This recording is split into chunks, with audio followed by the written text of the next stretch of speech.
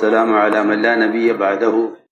اللهم صل على سيدنا مولانا محمد وعلى آل سيدنا مولانا محمد كما صليت على إبراهيم وعلى آل إبراهيم إنك حميد مجيد. أما بعد فأعوذ بالله من الشيطان الرجيم. بسم الله الرحمن الرحيم. إنما يتقبل الله من المتقين. میرے محترم دوستو، بزرگو، عزیزو، اللہ رب العزت اس کام کے کرنے والوں کی آزمائش ایمان کی تمام صفات میں کریں گے. جتنی صفات ایمانیہ ہیں ہر صفت میں مستقل آزمائش الگ ہوگی. ہر صفت میں آزمائش الگ مستقل ہوگی. جتنی بھی صفات ایمانیہ ہیں ان تمام صفات میں مستقل الگ الگ آزمائش ہوگی. تقوی ایمان کی صفت ہے تو تقوی میں آزمائیں گے، اس لیے کہ کسی عمل کی قبولیت کے لیے تقوی شرط ہے. تقوی یہ ہے کہ عمل کرنے والا عمل کرتے ہوئے ڈر رہا ہو. تقوی والا عمل کرتے ہوئے ڈر رہا ہو، اس لیے کہ جتنا اونچا عمل ہوتا ہے اس میں اتنا ہی اکڑ کا بھی خوف ہوتا ہے، اکڑ کا بھی خطرہ ہے کہ اگر اکڑ پیدا ہو گئی تو پھر یہ عمل کا فخر ہے، یہ عمل کا فخر ہے. تو میں نے عرض کیا کہ ایمان کی جتنی بھی صفات ہیں ہر صفت کے اعتبار سے آزمائش ہوگی، کیونکہ جب کوئی چیز دنیا والوں کے یہاں بھی قبول کرائی جاتی ہے تو اس چیز کو مختلف مشینوں کے ذریعے اور مختلف آلات کے ذریعے جانچا جاتا ہے کہ اس میں نقلی کتنا ہے، اصلی کتنا ہے. جب یہ دنیا والوں کا دستور ہے فنا ہونے والی چیز میں، تو باقی رہنے والے اعمال بغیر جانچ کے اللہ کے یہاں قبول کیسے ہو جائیں گے؟ ہم نے ایک بات عرض کی ہے کہ اللہ رب العزت صفات ایمانیہ میں سے ہر صفت کو الگ آزمائیں گے. اس لیے فرمایا کہ قیامت میں عدالتیں مختلف ہوں گی. قیامت میں عدالتیں مختلف ہوں گی. عبادات کی عدالت الگ ہوگی، معاملات کی عدالت الگ ہوگی. ایسا نہیں ہے کہ جو عبادات کی عدالت میں کامیاب ہو جائے وہ معاملات کی عدالت میں کامیاب ہو جائے، ایسا نہیں ہے. بلکہ معاملات کی عدالت الگ، عبادات کی عدالت الگ. جیسے دنیا میں مختلف کیس ہوتے ہیں ان کی مختلف عدالتیں ہوتی ہیں. جی ہاں، خون کی عدالت، تجارت میں معاملات کی عدالت اہم بات ہے. میں نے اس لیے عرض کیا ہے کہ ہر طرف سے اپنے آپ کو بچا کر نکلنا تقویٰ ہے، کہ ہر طرف سے بچا کر اپنے آپ کو نکالنا ہے. تو اللہ رب العزت ہر صفت میں آزمائیں گے، یہاں تک کہ عمل کی قبولیت کے لیے اخلاص کی بھی آزمائش ہوگی. اخلاص کی بھی آزمائش ہوگی کہ اس کے اخلاص میں نفاق تو نہیں ہے. اور صحابہ حیران ہو گئے سن کے کہ اخلاص کا بھی نفاق ہے. بعض روایتیں ملتی ہیں کہ اخلاص کا بھی نفاق. جی ہاں، اخلاص کا بھی نفاق، کہ ایسا تو نہیں ہے کہ تم اپنے خیال میں اپنے آپ کو مخلص سمجھتے ہو. جی ہاں، اس لیے دو چیزیں ہیں نیت میں، ایک نیت کا صحیح ہونا، ایک نیت میں اخلاص ہونا. تو میں نے عرض کیا کہ کیونکہ زمانہ استقبال کا ہے، استقبال کے زمانے میں اخلاص کی بہت زیادہ ضرورت ہے. استدبار کے زمانے میں اخلاص ہوتا ہے، کیونکہ استقبال کے زمانے میں استدبار کے زمانے میں آدمی مطلوب نہیں ہوتا. میری بات توجہ چاہتی ہے، استدبار کے زمانے میں آدمی مطلوب نہیں ہوتا. اخلاص کی ضرورت وہاں پڑتی ہے جہاں آدمی مطلوب ہو اور اس کا استقبال کیا جائے. جہاں آدمی مطرود ہے، اس کو دھکیلے جا رہے ہیں، اس کی بات نہیں سنی جا رہی ہے، وہاں تو یہ اللہ کی طرف متوجہ ہوتا ہی ہے. اللہ کی طرف متوجہ ہوتا ہی ہے. لوگوں کا اس سے اعراض کرنا اس کے اندر اخلاص پیدا کر دیتا ہے. اور اخلاص باقی رہتا ہے. اخلاص باقی رہتا ہے. اخلاص جو ضائع ہوتا ہے اور اخلاص کی طرف سے جو بے توجہی ہوتی ہے وہ ہوتی ہے استقبال کے زمانے میں. کیوں؟ اس لیے کہ استقبال آدمی کو اپنی قابلیت کی طرف متوجہ کرتا ہے کہ آپ اس قابل ہیں. بس یہیں سے اخلاص متاثر ہونا شروع ہو جاتا ہے کہ ہاں آپ اس قابل ہیں. انہیں فرمایا کہ استقبال کے زمانے میں اخلاص کی ضرورت زیادہ ہے. کیوں؟ اس لیے کہ استقبال کا زمانہ شہرت کا زمانہ ہے، اور شہرت اور ریا یہ آپس میں ملتے ہیں. شہرت اور ریا، جی ہاں، شہرت اور ریا ان کی سرحدیں ملتی ہیں. اس طرح سخاوت اور اسراف ان کی سرحدیں ملتی ہیں. ہماری بات توجہ جاتی ہے. سخاوت اور اسراف ان کی سرحدیں ملتی ہیں. تو نازک بات ہے، یہ دیکھنا پڑے گا کہ سخاوت ہے یا اسراف ہے. سخاوت ہے یا اسراف ہے، جی ہاں. اور شہرت ہے یا قبولیت ہے. شہرت ہے یا قبولیت ہے، جی ہاں، کہ ان کی بھی سرحدیں ملتی ہیں. شہرت الگ چیز ہے، قبولیت الگ چیز ہے. کیونکہ اللہ تعالیٰ کا دستور یہ ہے کہ جو مقبول ہوتے ہیں وہ عام طور سے مشہور نہیں ہوتے. عام طور سے مشہور نہیں ہوتے، اور جو مشہور ہوتے ہیں وہ عام طور سے مقبول نہیں ہوتے. یہ پکی بات ہے. یہ ہے رونے کی اور فکر کی بات. تو ہمیں کیسے پتہ چلے کہ ہم مقبول ہیں یا مشہور ہیں؟ مقبول ہیں یا مشہور ہیں، ہمیں کیسے پتہ چلے؟ میں نے ایک بات عرض کی ہے کہ استقبال کا زمانہ شہرت کا زمانہ ہوتا ہے. شہرت کے زمانے میں اپنی نیت کو حاضر رکھنا وہ جو ہے گمشدگی کے زمانے سے زیادہ اہم اور ضروری ہے. کہ ایک آدمی گمشدہ ہے، نہیں جانتے لوگ کون ہے، لیکن جو آدمی استقبال کے زمانے میں آ جائے کام کرتا کرتا کہ اس کو بڑی ضرورت اخلاص کی ہے. اس لیے کہ استقبال کے زمانے میں عرض کر چکا کہ شہرت کا زمانہ ہے، اور شہرت اور ریا دو دن کی سرحدیں ملتی ہیں. اس لیے صحابہ کرام کی صفات میں ایک بہت بنیادی صفت یہ تھی کہ وہ اتنے ڈر کے واقعات صحابہ کے اس ادبار کے زمانے میں نہیں ہیں جتنے استقبال کے زمانے میں ہیں. صحابہ کی سیرت دیکھو کہ جیسا استقبال کا زمانہ بڑھتا گیا ان کا خوف بڑھتا گیا. ہمیں العاص رضی اللہ تعالیٰ عنہ موت کے وقت وہ 3 زمانے یاد کر رہے تھے. پہلا زمانہ کفر کا، دوسرا زمانہ اسلام میں فقر کا، اور تیسرا زمانہ استقبال کا. تیسرا زمانہ استقبال کا. تو رونے کی وجہ کفر کا زمانہ بھی نہیں تھا، یہاں کو اس سے بے فکری ہو گئی. اور رونے کی وجہ فقر کا زمانہ بھی نہیں تھا، وہ اچھا گزر گیا. وہ اچھا گزر گیا. رونے کا زمانہ استقبال کا، اور لوگ استقبال کے زمانے میں خوش ہو کر بے فکر ہو جاتے ہیں. ہمارے سید خاصا فرماتے تھے کہ سب سے پہلے یہ دھوکہ لگے گا کہ یہ میرا استقبال ہو رہا ہے، یہ میرا استقبال ہو رہا ہے. کہ قرآن نے یہ کہا ہے کہ جب تم کسی کو برے حال میں دیکھو، کسی کو برے حال میں دیکھو تو اپنا گزشتہ برا حال یاد کرنا. اپنا گزشتہ برا حال یاد کرنا. میں کچھ کہنا چاہتا ہوں، ایک تمہید ہے کہ جب تم کسی برے حال کو دیکھو تو اپنا زمانہ گزشتہ یاد کرنا کہ تم کہاں تھے، کہاں پہنچے ہو. بہت اہم بات ہے. قرآن نے ایک جگہ متوجہ کیا ہے، اذا ضربتم فی الارض اذا ضربتم فی سبیل اللہ فتبینوا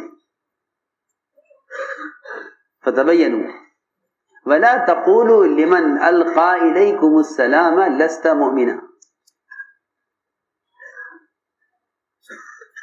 تبتغون عرض الحیاۃ الدنیا فإن الله مغانم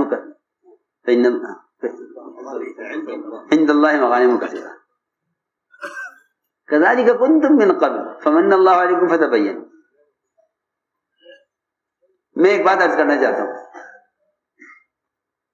کہ استقبال کے زمانے میں جب ساتھیوں کا استقبال ہوتا ہے تو وہ اپنا گزشتہ دور تو بھول جاتے ہیں اور کمزوروں کا ان کا نیا دور دیکھ کر الجھتے ہیں. ہاں وہ قرآن نے یاد دلایا کہ نہیں تم اپنا گزشتہ زمانہ یاد کرو تم کیا تھے. چنانچہ روایت میں ہے کہ ایک صحابی نے غالباً حضرت مقداد رضی اللہ تعالیٰ عنہ سے غالباً انہوں نے دیکھا ایک آدمی کو ایک مشرک کو جو ایک بکریوں کا ریوڑ لیے ہوئے تنہا تھا.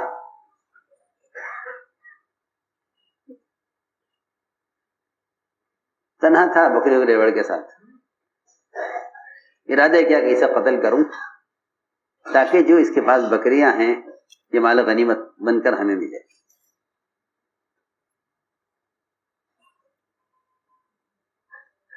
یہ سوچ کر اس پر حملہ کیا. اس نے کہا السلام علیکم. اس نے کہا السلام علیکم. کہ اتنی اونچی چیز ہے سلام کہ اس نے اپنے کفر کا انکار کیا سلام کے ذریعے اور اپنی حفاظت کی سلام کے ذریعے.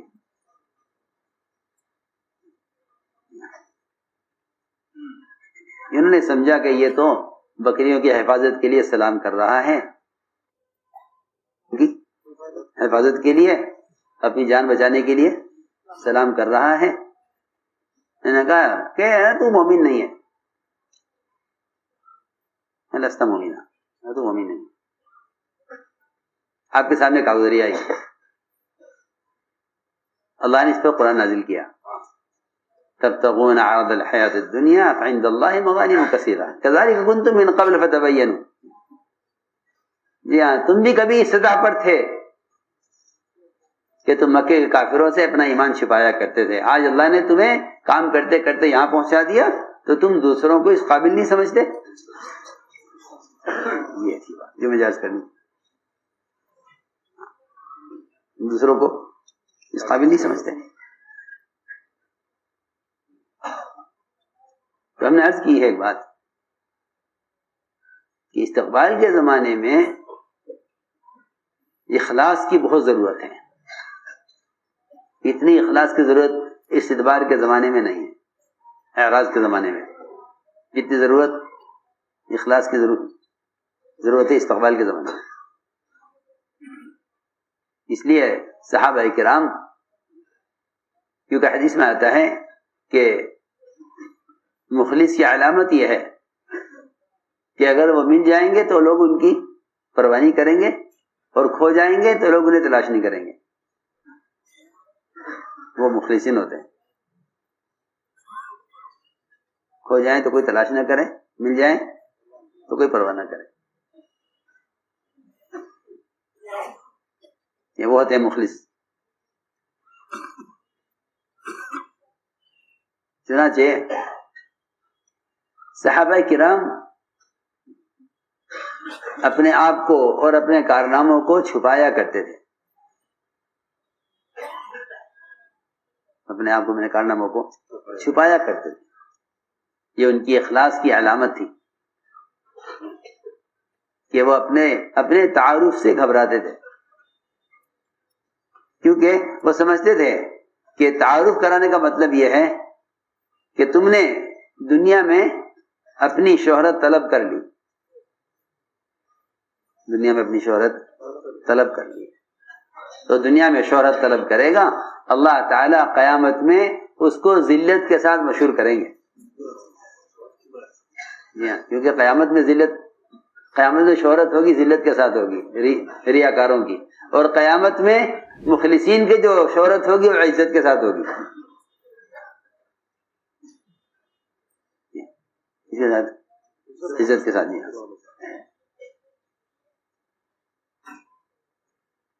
چنانچہ صحابہ کرام بڑے بڑے کاموں سے اپنے آپ کو پیچھے رکھتے تھے، بڑے کام سے اپنے آپ کو پیچھے رکھتے تھے. اسی لیے بڑے بڑے کام اللہ ان سے لیتے تھے، کیونکہ بڑے کاموں سے اپنے آپ کو پیچھے رکھتے تھے.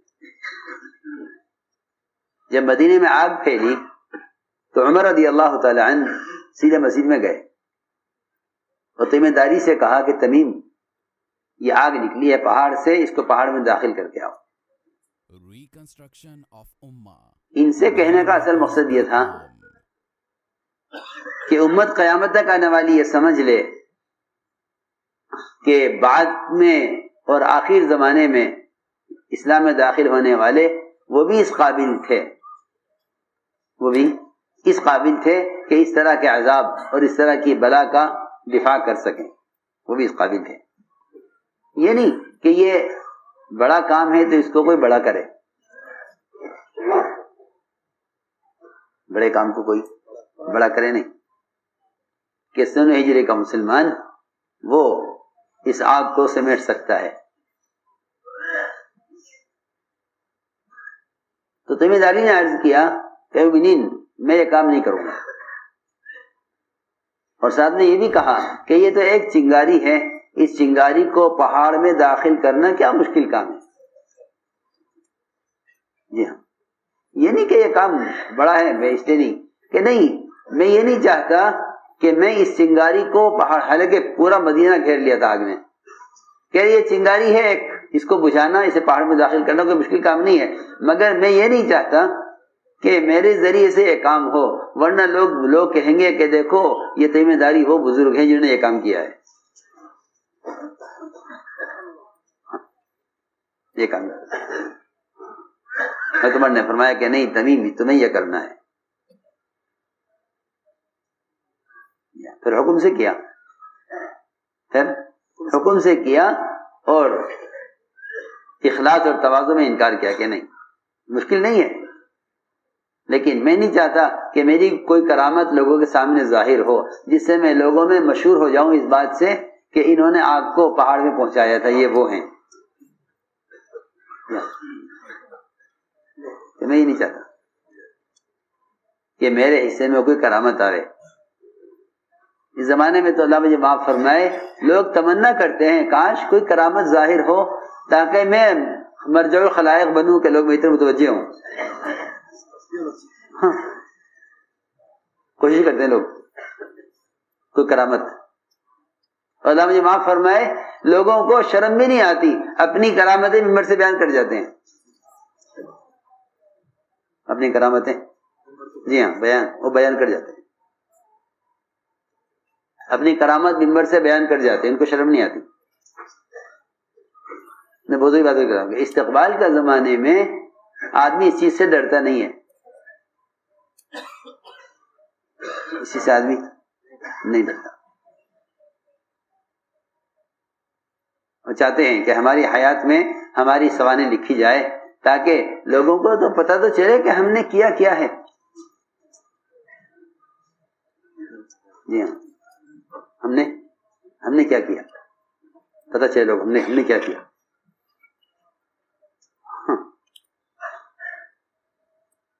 اور جہاں ان کا نام نہیں آتا وہاں یہ ناراض ہوتے ہیں، اور صحابہ کے واقعات میں دیکھو گے جہاں ان کا نام آتا تھا وہاں وہ ناراض ہوتے تھے کہ ہمارا نام کیوں لیا. جی ہاں، وہ اپنے عمل کو اپنے اور اللہ کے درمیان راز بنا کر رکھنا چاہتے تھے.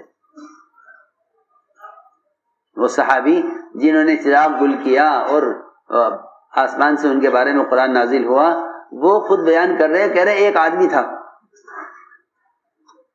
واقعہ بیان کر رہے، وہ کیا کہہ رہے، ایک آدمی تھا ایسا، اس نے چراغ گل کر دیا اور مہمان نے کھانا کھا لیا، اور اس پر آیت نازل ہوئی کہ وہ ایک آدمی تھا. وہاں لکھا علماء نے کہ وہ یہ خود تھے.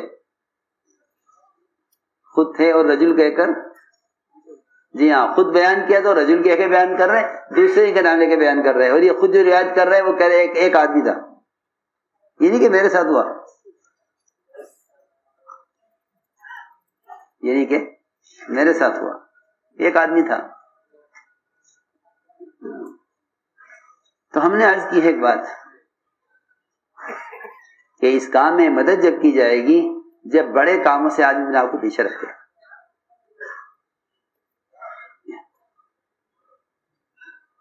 بڑے کاموں سے اپنے آپ کو پیچھے رکھے۔ لیکن پیچھے رکھنے کے دو سبب ہوتے ہیں، ایک پیچھے رکھنا ہوتا ہے تواضع میں، ایک پیچھے رکھنا ہوتا ہے اپنے بچاؤ میں، کہ نہ بھائی تم پیچھے رہو، دیکھو آپ حالات ٹھیک نہیں، پیچھے رہو۔ تو میں آپ کو بتانا چاہتا ہوں کہ بچاؤ میں پیچھے رہنا نفاق ہے اور تواضع میں پیچھے رہنا اخلاص ہے۔ بچاؤ کے لیے پیچھے رہنا پکی بات ہے۔ آپ دیکھیں سارے منافقین کا حال قرآن میں حدیث میں ملے گا کہ وہ اپنے بچاؤ کے لیے پیچھے رہتے تھے،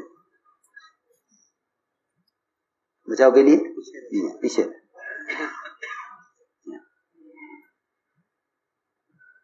بچاؤ کے لیے پیچھے، یا عورتوں کی طرح نماز کی صف میں بھی پیچھے اور جہاد کی صف میں بھی پیچھے۔ ہاں، وجہ یہ ہے۔ تو میں نے عرض کیا کہ پیچھے رہنے کے دو سبب ہوتے ہیں، ایک آدمی تواضع میں پیچھے ہے تو اللہ انہیں ہر قیمت پر آگے لائیں گے، جی ہاں، اور ان کا انتخاب اللہ تعالیٰ ایسے راستے سے کریں گے کہ دیکھنے والے حیران ہو جائیں گے کہ یہ کیسے آگے آ گئے، جی ہاں، یہ کیسے آگے آ گئے۔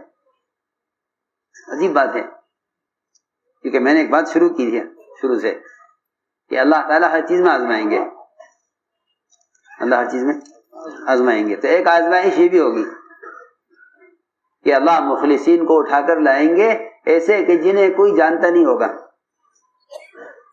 جنہیں کوئی کو جانتے بھی نہیں ہوگا،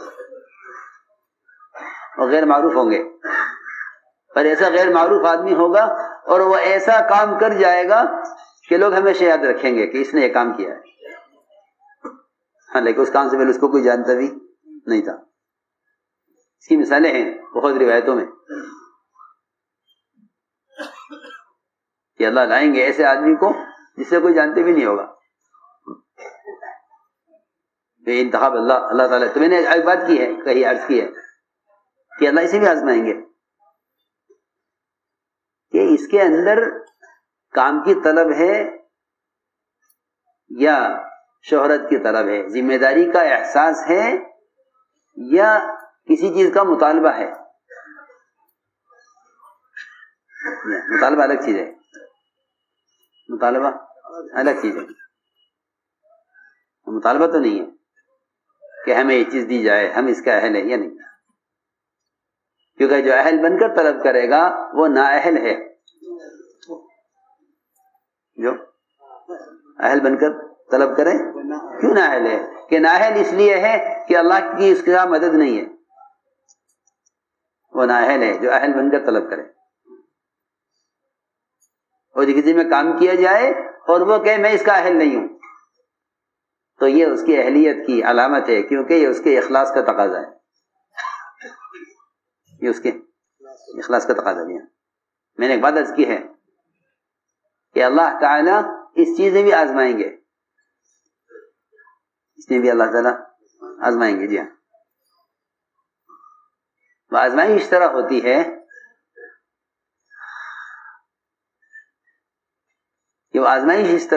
کہ اللہ تعالیٰ مخلصین کو آگے لائیں گے۔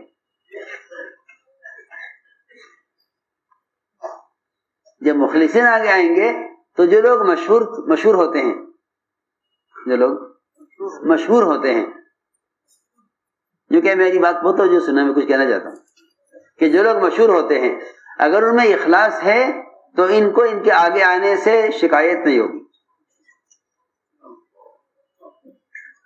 دن کے آگے نہیں آنے سے شکایت نہیں. بہت اہم بات ہے.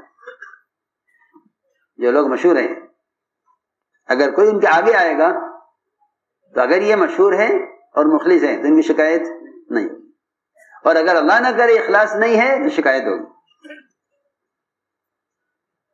کیونکہ اللہ تعالیٰ کی طرف سے ایک آزمائش کا موقع ہوتا ہے. یہ اللہ کی طرف سے ایک آزمائش کا موقع ہوتا ہے. وَكَذَلِكَ فَتَنَّا بَعْضَهُمْ لِبَعْضٍ لِيَقُولُوا أَهَٰؤُلَاءِ مَنَّ اللَّهُ عَلَيْهِم مِّن بَيْنِنَا أَلَيْسَ اللَّهُ بِأَعْلَمَ بِالشَّاكِرِينَ. یہ آیت بہت عجیب و غریب آیت ہے. وَكَذَلِكَ فَتَنَّا بَعْضَهُمْ لِبَعْضٍ لِيَقُولُوا أَهَٰؤُلَاءِ مَنَّ اللَّهُ عَلَيْهِم مِّن بَيْنِنَا. مشرکین اور کفار حضور اکرم صلی اللہ علیہ وسلم کی نبوت کو, آپ کی بعثت کو اور آپ کے نبی برحق ہونے کو اچھی طرح سمجھ گئے تھے, لیکن ان کو محروم کس نے کیا؟ ان کو محروم اس نے کیا کہ ہمارے ہوتے ہوئے یہ سعادت انہیں کیوں ملی ہے, انہیں کیوں ملی ہے. یہ مفہوم ہے آیت کا کہ ہم تم میں سے بعض کی آزمائش بعض کے ساتھ اس طرح بھی کریں گے کہ ہم کسی کو آگے لائیں گے, جی ہاں, تو جن میں اخلاص نہیں ہوگا, جن میں طلب سچی نہیں ہوگی, انہیں شکایت ہوگی. جو میں عرض کر چکا ہوں, ان کو شکایت ہوگی. شکایت یہ ہوگی کہ ہمارے ہوتے ہوئے ان سے کام کیوں لیا گیا, ہمارے ہوتے ہوئے ان سے کام کیوں لیا گیا. أَهَٰؤُلَاءِ مَنَّ اللَّهُ عَلَيْهِم مِّن بَيْنِنَا, کہ ہمارے ہوتے ہوئے اللہ نے یہ اعزاز ان کو دیا, احسان ان پہ کیا ہمارے ہوتے ہوئے. ہم زیادہ حقدار تھے اس کے, ہم اس کی زیادہ حقدار تھے. تو اللہ فرماتے ہیں جواب میں أَلَيْسَ اللَّهُ بِأَعْلَمَ بِالشَّاكِرِينَ, کیا اللہ نہیں جانتے کہ اس کے دین کے اور اس کی دعوت کی محنت کے قدردان اور کون لوگ ہیں؟ کیا اللہ نہیں جانتے قدردانوں کو؟ کیونکہ اللہ تعالیٰ ان کی نیتوں پر مطلع ہیں, یہ وہ جانتے ہیں کہ قدردان کون ہے, جانتے ہیں قدردان کون ہے. تو میں نے ایک بات عرض کی ہے کہ جو مخلص ہوں گے وہ مطالبہ نہیں کریں گے, وہ مخلص مطالبہ نہیں کریں گے. مخلصوں کا مطالبہ نہیں کریں گے. اس لیے ایک بات عجیب ہے کہ مشرکین کے مطالبات بے ڈھنگے ہوتے تھے. مشرکین کے مطالبات بے ڈھنگے ہوتے تھے. مشرکین کے سارے مطالبات بالکل بے ڈھنگے ہوتے تھے. عامر بن طفیل ایک مشرک تھا, عامر بن طفیل. اس نے کہا کہ آؤ میں جھگڑا ختم کر دیتا ہوں, جھگڑا ختم کرنے کے لیے اس نے کہا کہ میں آپ سے بات کرنا چاہتا ہوں. میں نے بتاؤ کیا بات ہے؟ کہ میں آپ کے سامنے 3 باتیں پیش کروں گا, آپ کسی ایک پر اتفاق کر لیں. پہلی بات تو یہ ہے کہ جو نبوت کا تاج آپ کو پہنایا گیا ہے, آپ مجھے اپنے بعد اپنا خلیفہ بنائیں. جی ہاں, ایک تو مطالبہ یہ ہے. کیا؟ جی ہاں, میں کہ نہ یہ آج ہو سکتا ہے نہ قیامت تک کبھی ہو سکتا ہے, اس سے تو مایوس ہو جاؤ. ہاں جی ہاں, بے ڈھنگا مطالبہ. دوسرا مطالبہ یہ کیا, میں کہ یہ تو نہیں ہو سکتا. تو اس نے کہا اگر یہ ہمارا آپ کے اس پہ اتفاق نہیں ہو سکتا, تو پھر ایسا کریں کہ علاقے تقسیم کر لیں. علاقے تقسیم کر لیں. جی ہاں, لنا بدر ولک الوبر. جی ہمیں تو دے دیں آپ علاقہ شہر کا اور آپ علاقہ لے لیں دیہات کا. جی ہاں آپ دیہات میں کام کریں ہم شہر میں کام کریں. سوچو علاقوں کی تقسیم. یہ حلقہ تمہارا یہ حلقہ ہمارا. جی ہاں یہ مسجد تمہاری یہ مسجد ہماری یہ علاقہ تمہارا یہ علاقہ تمہارا. یہ سب بیٹھیں گی بات.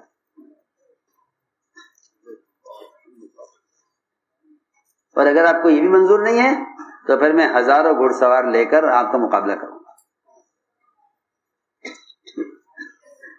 یعنی کہ ہاں یہ کر لو. کیوں کہ اس مقابلہ تو تمہارا ہم سے تھوڑی ہوگا, تو تمہارا مقابلہ اللہ سے ہوگا.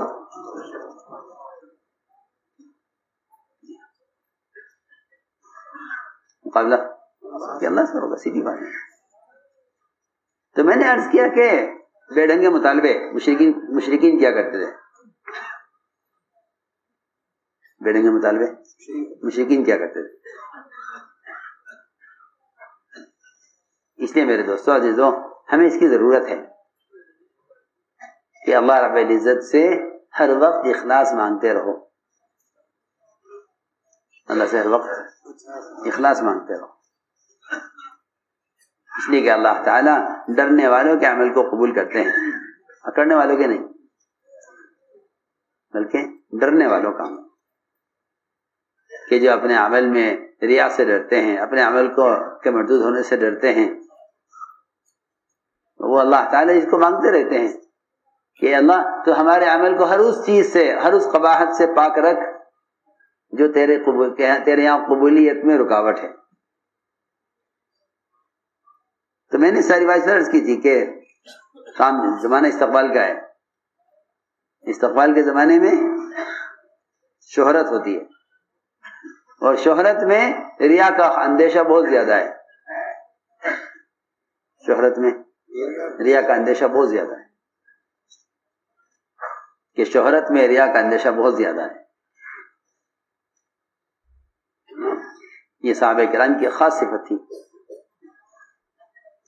کہ اللہ تعالیٰ نے ان کو جو درجے دیے, جو مقامات دیے, آپ دیکھیں گے کہ سب سے زیادہ صحابہ کے مدفن جو ہیں وہ غیر معروف ہیں. کون کہاں دفن ہے کچھ پتہ نہیں. بعد والوں کے تو قبریں معلوم ہے کہاں کہاں ہیں. صحابہ کی قبروں کا صحیح علم کسی کو بھی نہیں ہے. صحیح علم کسی کو بھی نہیں.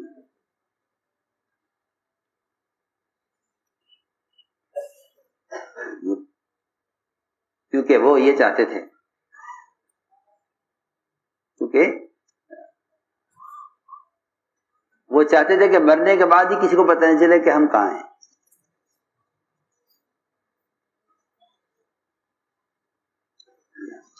ان کے مقابلے پر کفر ہے, کہ کفر کا مزاج ہے شہرت کا.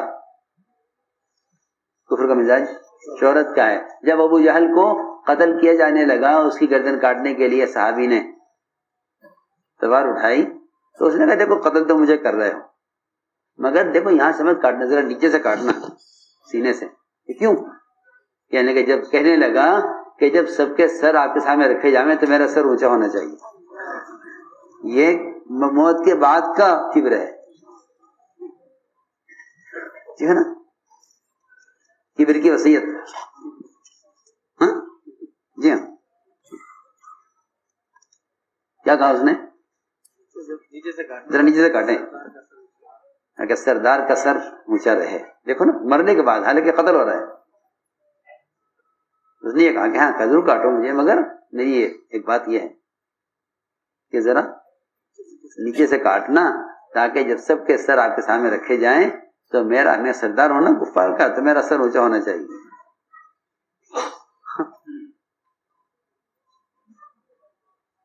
تو ان کے برخلاف صحابہ کہ وہ گمنامی کو پسند کریں. اس کو جی ہاں گمنامی کو پسند کریں. صحابہ گمنامی کو پسند کرتے تھے, جن کو اللہ نے بڑے بڑے موقع دیے ہیں. سلمان فارسی رضی اللہ تعالی عنہ حضور اکرم صلی اللہ علیہ وسلم کے ایسے مشیر ہیں کہ جب آپ ان سے بات کرتے تھے تو کوئی تیسرا شریک نہیں ہوتا تھا. یہ درجہ اتنے اعتماد کے، اتنے قریب انسان بات کرتے تھے تو کوئی تیسرا شریک نہیں ہوتا تھا. کون؟ سلمان فارسی. حالانکہ نہ اپنی قوم کے ہیں، نہ اپنے قبیلے کے ہیں، نہ اپنی زبان کے ہیں، باہر کے. یہ ایک عجیب بات تھی حضور اکرم صلی اللہ علیہ وسلم کی کہ کیا کہنا چاہیے آپ کے اسلوب دعوت میں کہ آپ کے یہاں دور والے قریب والے ایسے برابر ہوتے تھے کہ آپ کے مشیر ابو بکر بھی اور آپ کے مشیر وہ سلمان فارسی. جی ایک تو ابتدا سے ساتھ وہ بھی ایسے مشیر، اور ایک ہمارے ملک کا نہیں، ہماری زبان کا نہیں، ہماری قوم کا نہیں، وہ بھی ایسے مشیر. ایک ملک میں جماعت شورا بن رہی تھی، ایک ملک میں شورا بن رہی تھی، تو ہم نے ایک ساتھی کا نام لیا. ہم نے کہا دیکھو یہ ماشاءاللہ اس ملک میں رہتے ہیں اور کثرت سے نظام الدین آتے رہتے ہیں، ہمارا کہ ان کو شورا میں لیا جائے. اسی ملک میں رہتے تھے. تو ایک صاحب اٹھ کر آئے پیچھے سے، آ کے میرے کان میں کہنے لگے کہ یہ ٹھیک تو ہے آپ ان کا نام لے رہے ہیں، مگر ان کو شورا میں دیں گے کیوں؟ کہنے لگے یہ ہمارے ملک کے نہیں ہیں، ان کو شورا میں نہ لیا جائے کیونکہ یہ ہمارے ملک کے نہیں ہیں. تو میں نے اسے فوراً پوچھا وہیں مشورے میں، میں نے کہا سلمان فارسی کون سے ملک کے تھے؟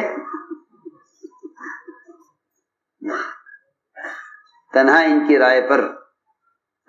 رائے پر خندق کھدی ہے. اتنا بڑا کام خندق کا ہوا اس کی رائے پر. یہ ہماری رائے یہ ہے کہ ہم ایران میں خندق کھود کر اس طرح دشمن سے حفاظت کرتے تھے. اس سے پہلے عرب کو اس کی خبر نہیں تھی. ہاں سلمان فارسی کی رائے پر خندق کھدی ہے. بڑی بات ہے کہ ایک اجنبی آدمی کو یہ مقام دینا، حضرت بلال کو مؤذن بنانا، ایک اجنبی آدمی کو یہ مقام دینا. جی اللہ ہمیں معاف فرمائے سب کو. کبھی بھی کسی کو ذاتی تعلق کی وجہ سے آگے نہ بڑھانا. کبھی کسی کو ذاتی تعلق کی وجہ سے بعلاقہ شخصیہ لا نقدم احد، کسی کو ذاتی تعلق سے آگے بڑھانا، کسی کی رائے ذاتی تعلق کی وجہ سے مت دینا. یہ کام کے ساتھ خیانت ہوگی، یہ کام کے ساتھ خیانت ہوگی.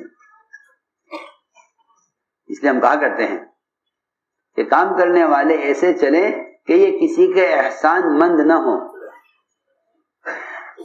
کسی کے بہت اہم بات ہے، یہ کسی کے احسان مند نہ ہو. جی ہاں،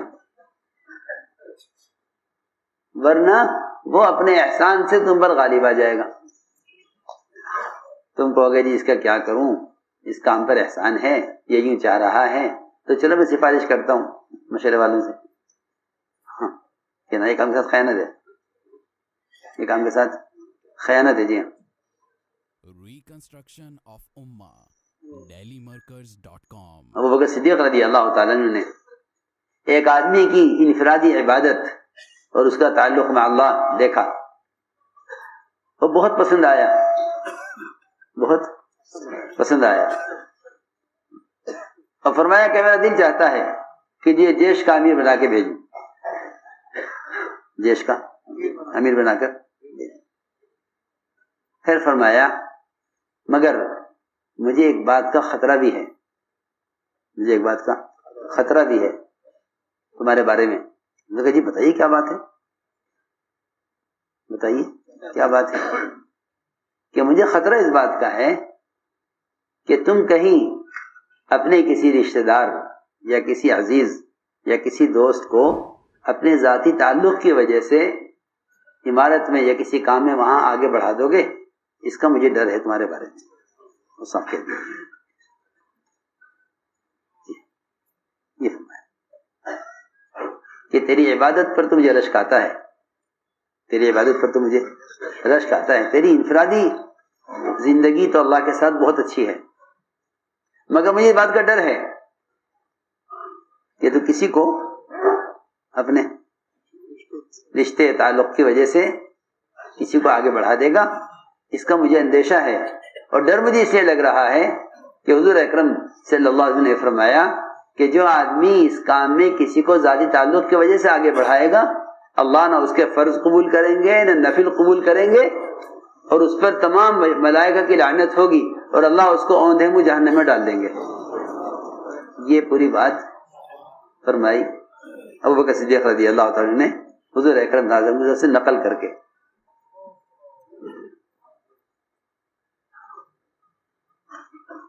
بہت عام بات، امانت ہے نا، امانت کہ امانت ہے کہ امانت تعلقات سے نہیں، امانت کی حفاظت تعلقات سے نہیں کی جاتی، اس سے تو امانت میں خیانت ہے۔ امانت کی حفاظت تو کی جاتی ہے ان کے حاملین سے کہ جو اس کا حامل ہے، جو اس کے قابل ہے کہ اس کو دے دی جائے، چلو اب تو ہماری امانت سنبھالو۔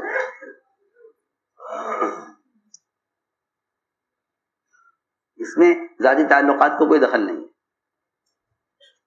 کہ کوئی بھی ہو، اسے کیا مطلب ہے کہ یہ کون ہے، کہ اگر وہ اس امانت کا اہل ہے اور حامل ہے تو امانت ان کے حوالے کرنی چاہیے، یہ نہیں کون ہے۔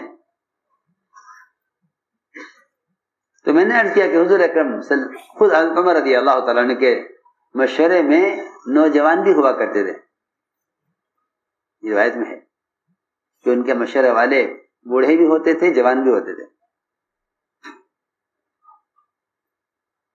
اس لیے شورا کا تعین کسی وقتی ضرورت کے لیے تو ہو سکتا ہے، کسی وقتی ضرورت کے لیے تو ہو سکتا ہے، لیکن سارے کام کے لیے شورا کا تعین نہیں ہے۔ شورا کا تعین کسی وقتی ضرورت کے لیے تو ٹھیک ہے، لیکن سارے کام کے لیے شورا کا تعین نہیں۔ کیوں؟ اس لیے کہ کس وقت کام میں کیا چیز پیش آئے گی، اس کے لیے کس کی ضرورت پڑے گی، کس وقت کام میں کیا ضرورت پیش آئے گی، اس میں کس کی ضرورت پڑے گی۔ آپ کو ضرورت پیش آئی کہ صحابہ حدیبیہ میں سر مڑانے کو تیار نہیں ہیں، تو ضرورت پوری ہوئی ام سلمہ سے رضی اللہ عنہ، کہا کہ آپ جائیے اپنا سر مڑا دیجیے اور سب آپ کی بات آپ کو دیکھ کر سب سر مڑا دیں گے، جائیے۔ تقاضا پیش آیا کہ 4 مہینے یا 6 مہینے یا 8 مہینے، کتنے مہینے کی جماعتیں ملکوں میں بھیجی جائیں، تو یہ نہیں کہ شورا کو بلاؤ، شورا والے بتائیں گے، شورا والے بتائیں گے نہیں۔ کہا کہ دیکھو ایک مرد کا اپنے بیوی سے غائب ہونا کتنی مدت کے لیے ہو، اس میں صحیح رائے عورت دے گی، صحیح رائے عورت دے گی، کیونکہ اس مسئلے کا تعلق عورت سے ہے، تعلق شورا سے نہیں بلکہ عورت سے ہے۔ اب عورت سے، اجنبی عورت سے پوچھیں تو شرم کی بات، کسی کو بھیج کے پوچھوائیں تو کیا خبر لاوے۔ جی ہاں، تو اتنا اہم مسئلہ تھا یہ کہ اس میں اعتماد کے لیے اور صحیح رائے معلوم ہونے کے لیے حضرت حفصہ سے پوچھا، حفصہ تم بتاؤ کہ ایک عورت عمومی طور پر ایک عورت اپنے شوہر کی غیبت کو کتنا برداشت کر لے گی، شوہر کے غائب ہونے کو کتنا برداشت کر لے گی۔ اور شرما گئی، وہ باپ سوال کر رہا ہے بیٹی سے، تو انہوں نے زبان سے کچھ نہیں کہا، بس 4 انگلی سے اشارہ کہتے کہ 4 مہینے۔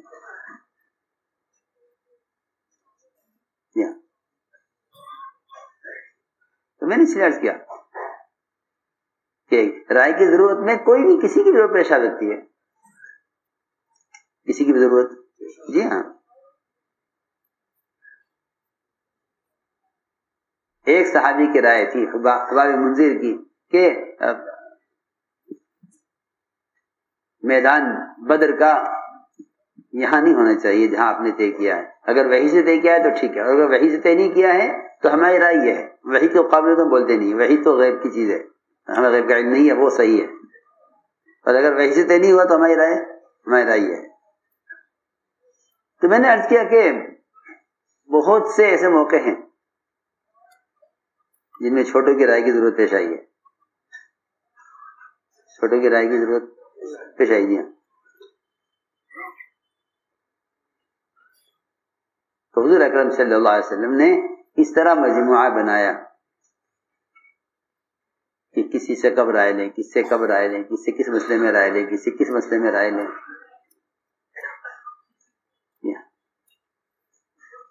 دیہاتیوں کے سوالات سے پرانے صحابہ کو فائدہ ہوتا تھا.